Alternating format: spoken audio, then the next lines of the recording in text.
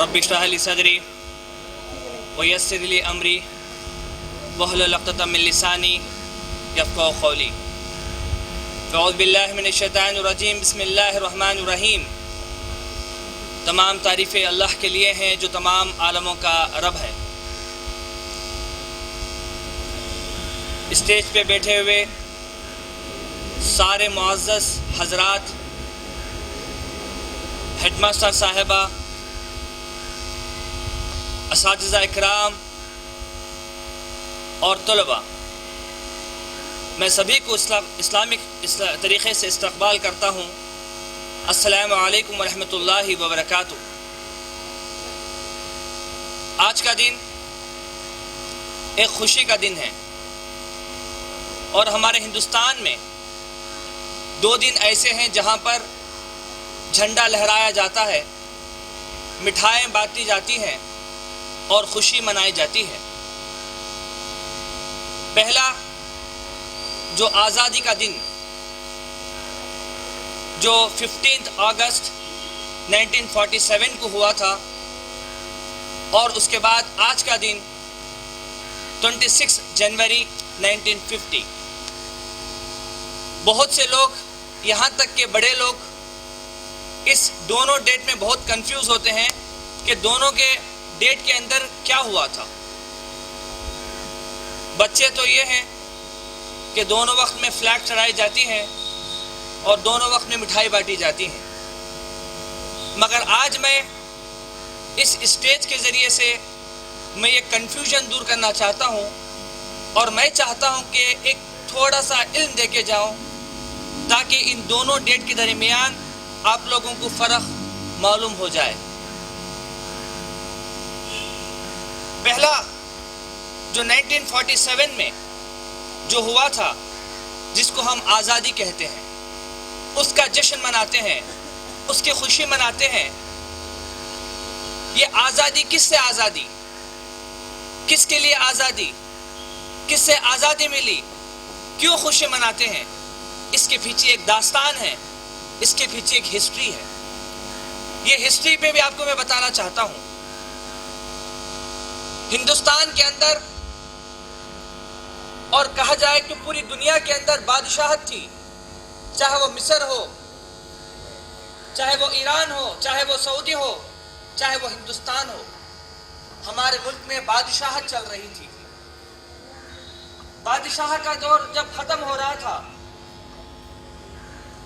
جو ہندوستان کے اندر جو بادشاہ تھے، نوابوں کا دور شروع ہوا، اس وقت میں برٹش سے، یعنی یورپ سے کچھ لوگ آئے تجارت کرنے کے لیے، بزنس کرنے کے لیے۔ ہندوستان آ کے ہر جگہ پہ اپنے اپنے بزنس کا ایک جال بچھانا شروع کیا، اور تقریباً پورا ہندوستان کے اندر ایک جال بچھا دیا، اور یہ لوگ آہستہ آہستہ نوابوں کو خریدتے گئے، بادشاہوں کو مارتے گئے۔ سب سے پہلے حضرت ٹیپو سلطان شہید رحمت اللہ علیہ نے ان لوگوں کو پہچان لیا کہ یہ لوگ دوست نہیں ہیں، مکار ہیں، یہ ہمارے ہندوستان پہ قابض ہونا چاہتے ہیں۔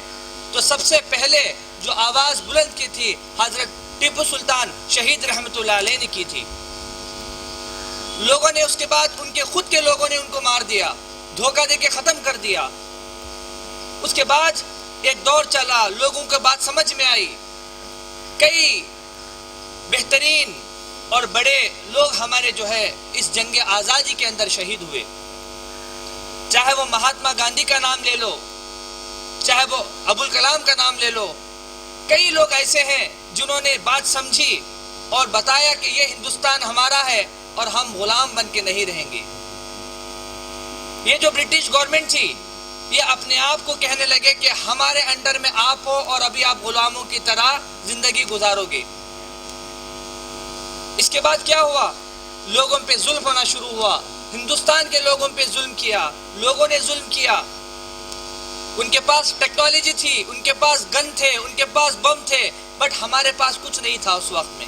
تو ہم بھی مجبور اور لاچار ان کی غلامی میں کم از کم 90 سال تک رہے، اور 90 سال تک لوگوں نے محنت کی، لوگوں نے جو ہے جنگ آزاد کی لڑائی لی، اور تقریباً 90 سال لڑنے کے بعد میں 1947 15 अगस्त में अल्लाह सुब्हानहु व तआला ने हमें इस जंग आज़ादी में कामयाबी अता की और उस दिन हिंदुस्तान आज़ाद हुआ।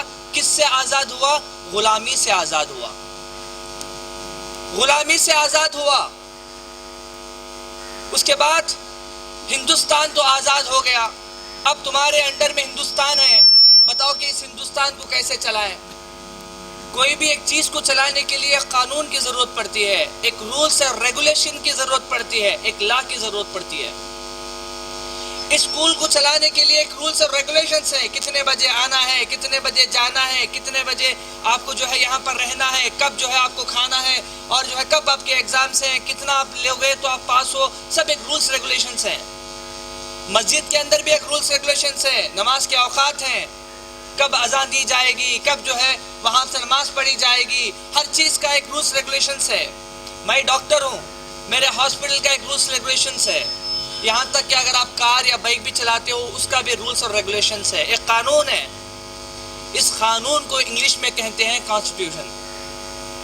इस कानून के लिए लोगों ने जमा किया, तकरीबन 2 साल 2.5 साल जो है कानून के अंदर तरमीम करते गए और फाइनली अम्बेडकर साहब के ज़रिए से इस कानून को नाफिज किया गया। जो नाफिज किया गया वो आज का दिन था, जो तकरीबन 26 जनवरी 1950 के अंदर जो है नाफिज किया गया और बता दिया गया कि ये हिंदुस्तान का कानून है।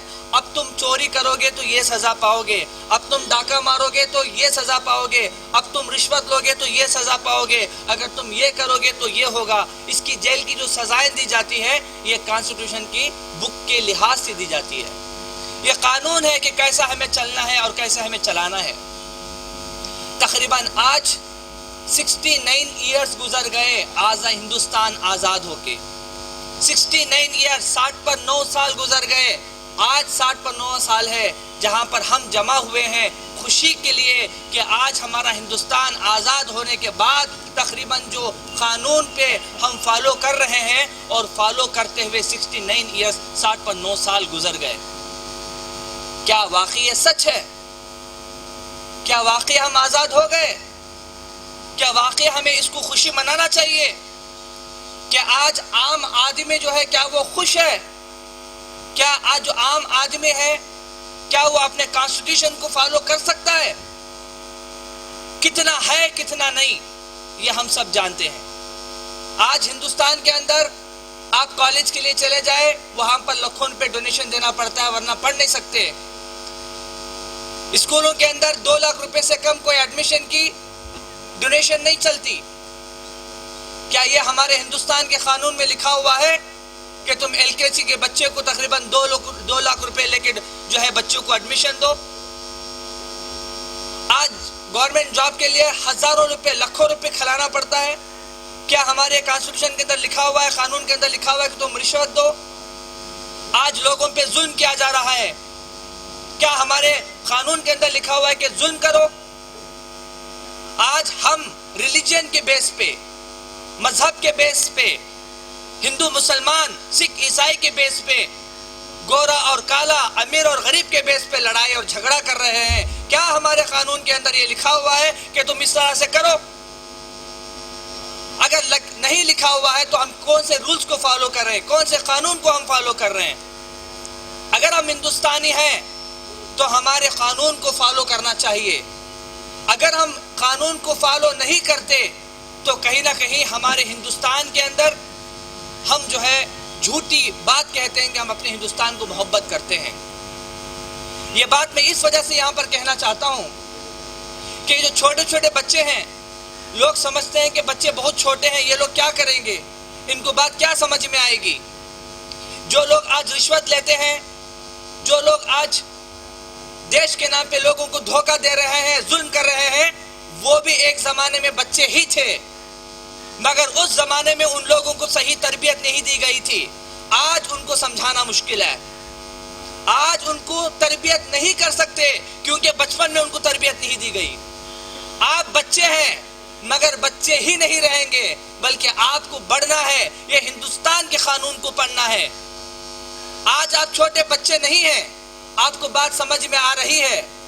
एक जमाना था गिल्ली डंडा बॉल बैट के सिवा कुछ नहीं पता था बच्चों को। आज फेसबुक के जरिए से, व्हाट्सएप के जरिए से, ट्विटर के जरिए से, सोशल मीडिया के जरिए से हर बच्चे को पता है कि क्या चल रहा है। आप बच्चे हैं जो कि हिंदुस्तान का फ्यूचर है। हमारा हिंदुस्तान जो आजाद हुआ, इसलिए आजाद हुआ कि हम ब्रिटिश की गुलामी नहीं करेंगे। हमने तय किया कि हम गुलामी नहीं करेंगे। इस गुलामी से बचने के लिए सारे हिंदू, चाहे मुसलमान, चाहे सिख और सारे ईसाई मिलके गुलाम नहीं बनेंगे। इस वजह से मेहनत की और सारे लोग इकट्ठा होकर जंग किया, उनसे लड़ाई की। और लड़ाई भी कैसी? खामोशी की लड़ाई, तलवार की लड़ाई नहीं। कम से कम 90 साल के बाद हिंदुस्तान आजाद हुआ और हिंदुस्तान आजाद होते ही फिर से हमें गुलाम बना दिया गया, फिर पे जुल्म करना शुरू कर दिया गया। क्या यह हिंदुस्तान के कानून में लिखा है? मेरे दोस्तों, मेरे नौजवानों, बच्चों, बात को समझो। जिस वक्त में शाहजहां ने ताजमहल बना रहे थे हिंदुस्तान का खजाना खाली करके, उस जमाने में सारे लोग पैसे खर्च कर रहे थे नॉलेज हासिल करने के लिए, टेक्नोलॉजी के ऊपर, चांद को जाने के लिए। आज नॉलेज हासिल करना बड़ा मुश्किल नहीं है। सब लोगों के पास इल्म हासिल करने का आसान जरिया है। मगर कहीं बात यह कही जाती है कि हम गरीब बच्चे हैं। गरीब बच्चा कौन है इसके अंदर? बिल गेट्स कहता है कि गरीब पैदा होना गलती बात नहीं, बल्कि गरीब मरना बड़ी गलती है। आप लोगों को पता होना चाहिए कि माशाअल्लाह हमारे जो यहाँ पर बैठे हुए जो मेहमान हैं, इनमें से कई लोग यहीं से पढ़े हैं। यहाँ तक कि जो मेरा दोस्त है मोहम्मद वसीम, शायद यहाँ पर अभी थे, वो भी और मैं दोनों भी क्लासमेट थे और यहीं पर हम बैठ के पढ़ते थे। और वहाँ पर एक दरख्त था, वहीं पर उसके पीछे बैठ के हम एग्जाम लिखते थे। सब यहीं से पढ़े हैं। बट अल्लाह सुब्हानहू व तआला ने आज इज्जत भी दिया, अल्लाह ने दौलत भी दिया, अल्लाह सुब्हानहू व तआला शोहरत भी दिया। इल्म किसी का नहीं है। आज हमने इल्म हासिल किया, वो हमारा है। कल आप हासिल करेंगे, वो बस ये है कि आप इल्म हासिल करना चाहते हैं या टाइम वेस्ट करना चाहते हैं। इल्म हासिल करना चाहते हैं तो आपसे बढ़ के कोई नहीं। अल्लाह के रसूल मोहम्मद सल्लल्लाहु अलैहि वसल्लम को अपनी ज़मीन से मोहब्बत थी। अल्लाह के रसूल मोहम्मद सल्लल्लाहु अलैहि वसल्लम को जब तकलीफ दिया गया, वो मजबूर हुए मदीना, मक्का छोड़ के मदीना की तरफ हिजरत किए। तब काबे को देख के कहा, ऐ काबा, मैं तुझसे मोहब्बत करता हूँ, ये ज़मीन और ये मिट्टी को मोहब्बत करता हूँ। मैं नहीं चाहता कि मेरी इस पैदा हुई ज़मीन से मैं निकल के मदीना चला जाऊँ, बट मक्का के लोग मुझे मजबूर कर रहे हैं, इस वजह से ये सरजमीन को छोड़ के मैं मदीना जा रहा हूँ। तो अपने हिंदुस्तान के अंदर जो पैदा हुए हैं, यह हमारी मोहब्बत है, यह हमारी मोहब्बत है। हम हिंदुस्तानी हैं, हमें फख्र है। हम हिंदुस्तानी इस वजह से हैं कि इस हिंदुस्तान के कॉन्स्टिट्यूशन के अंदर लिखा हुआ है कि हम गुलामी को पसंद नहीं करेंगे, हम गुलाम नहीं बनेंगे, हम किसी के गुलाम नहीं हैं। ये बात आपको समझना है। इसके लिए सारे लोगों ने खून पसीना, अपना माल सब कुछ बेच के, खर्च करके, खता करके हमें ये हिंदुस्तान दिया है। अल्लाह के वास्ते हिंदुस्तान का कानून पढ़ो, समझो, हम गुलाम नहीं थे, ना गुलाम हैं, ना गुलाम रहेंगे। अस्सलामु अलैकुम रहमतुल्लाहि व बरकातहू।